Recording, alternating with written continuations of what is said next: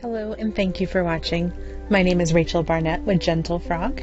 I'm here to create videos for you to help you understand QuickBooks slightly better than you currently do. If you have any comments, questions, or suggestions, please put them in the chat box. Thank you.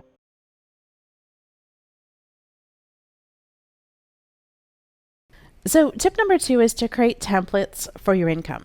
If you're selling something and it's not like at the farmer's market, there's no just quick exchange of cash. It's not like a retail establishment or a restaurant. If somebody is going to get some sort of record from you, then I recommend you create a template so you're not creating this record from scratch every single time. So it can be a Word doc, it can be an Excel doc, it can be something in your accounting software. Just have a template that's kind of just loosely organized so you can put in your customer's name and the date and what they bought and the total amount of money and send that off to your customer. The logic here is I want you to make it easy to ask people for money, right? Like people have come to you and they said, I love the product or service you're offering and I want to buy that from you. Well, I want you to be able to sell it.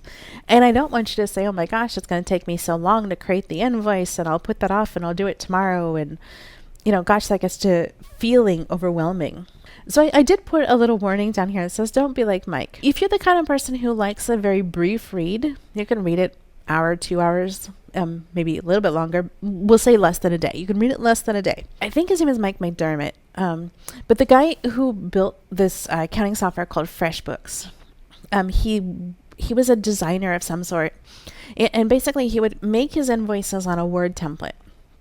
So he had a Word template and he would make the invoice, then he'd do file save as, and then make the new invoice for the next person and so forth.